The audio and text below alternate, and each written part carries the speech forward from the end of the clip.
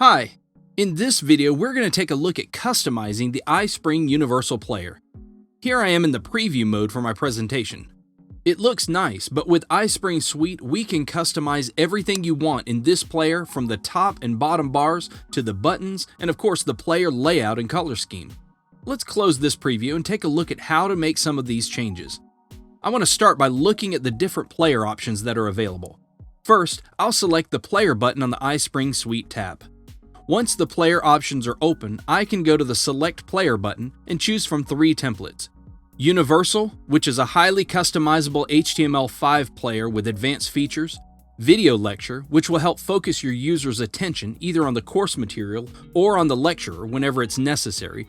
And None or Slide Only, when only the course slides are displayed. Customization is similar in all 3 players, although every player has its own specific settings. I'm going to stick with the Universal for now. Now, if I move over here to the Templates section, you can see that there are a ton of pre-built templates you can choose from. I want to customize my player layout, so I'm going to keep moving on to the Layout button. Here you have all of your controls. I can adjust my player panels by checking or unchecking the top bar, bottom bar, and sidebar boxes, and as well as adjusting positions. I can also configure my player features by selecting if and how the different elements in my presentation will appear. I don't need notes to appear in the sidebar, so I'm going to change this option to None. The same goes for Presenter Video. You can see that they both have been removed from the sidebar. I'm going to leave the rest of these options as is for now. I can also customize each bar individually. Let's take a closer look at the top bar. Here I can choose whether or not my course title appears in the top bar, as well as adding buttons. See here, Marker Tools is checked, so it shows up in the top bar of my slide. You have a whole set of customizations for each bar. Okay, now I'm ready to look at my playback and navigation options.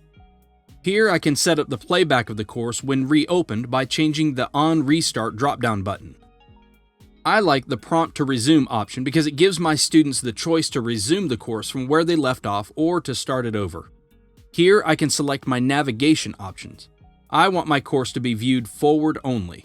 Then, under Navigation, you can choose to navigate by slides, which means you move from one slide to another, or animation if your PowerPoint contains animations, and if you want it to move between them.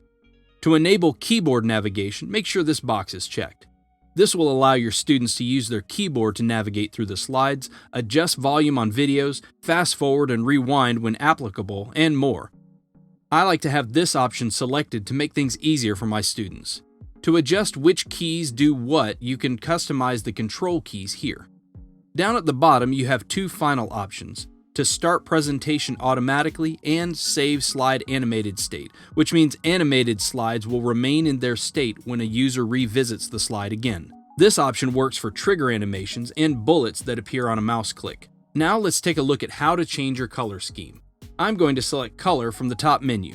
From here, I can choose a color scheme. There are lots of light and dark options. I'm going to go with this light red scheme. From here, I could move on, or I could work to customize my colors even further. You can adjust the colors of your page and player background, text, buttons, the sidebar, and pop-ups. You have total control.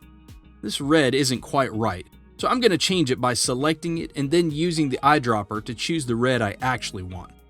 Now I choose OK. That looks much better. I'm going to make a few more quick adjustments.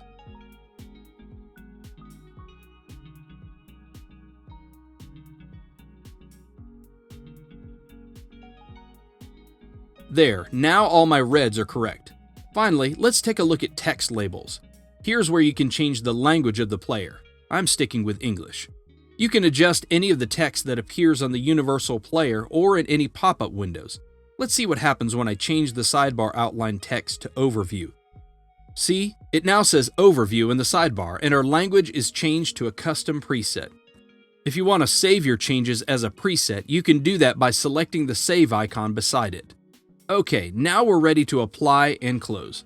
And there it is, my customized player. I think it looks pretty great.